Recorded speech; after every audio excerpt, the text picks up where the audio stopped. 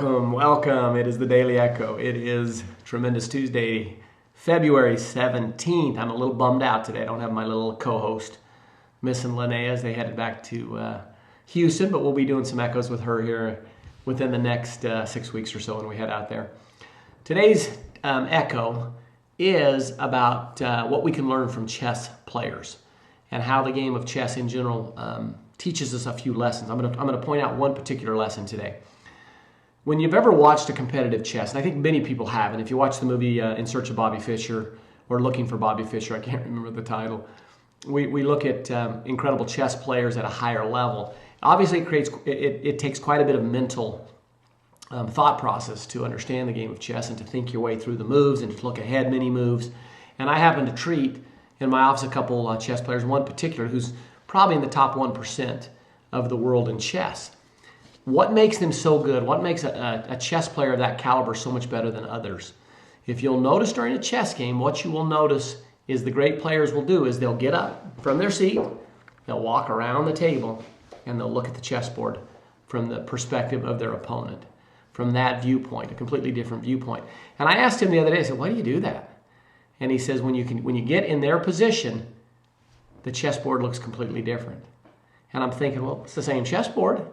Should look the same no matter which way you're looking at it. He says, when you get to their position, he says it looks completely different. And I started thinking about that, and I thought, in life, I think that's the biggest problems that we tend to run into sometimes, is we all have a chessboard. We all have our basic chessboard of life that we're going down, and we like a horse that has blinders. This is what we see. And we run into somebody, and we may not agree with him completely, and so we have some different thought process about them because we only see it from our perspective of the chessboard instead of walking around and looking at the chessboard from the way that they see it. Now, what does that mean in life? Well, we can't really walk around with the chessboard, but we can listen to them. We can try to understand them. We can use, as Dave Blanchard says, intrinsic validation, in validating people, not because you're trying to get money out of them or not because you're trying to get an answer out of them, but because you genuinely love that person.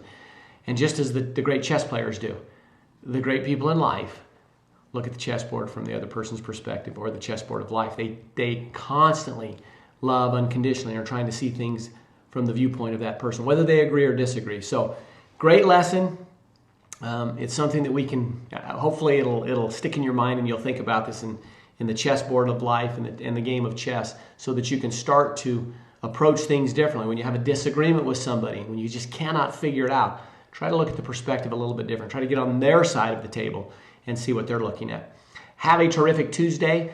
Thank you, Dave Blanchard. He sent over his little blurb video that I've been asking him to do so we can do the book of the month. I will release that tomorrow. Absolutely must watch tomorrow. Some great points that he gives. He goes over the book. And in my mind, one of the greatest books. But I'll talk about that tomorrow. Have a great, tremendous Tuesday. We'll be coming back at you again tomorrow on Wonderful Wednesday. Thanks. Go.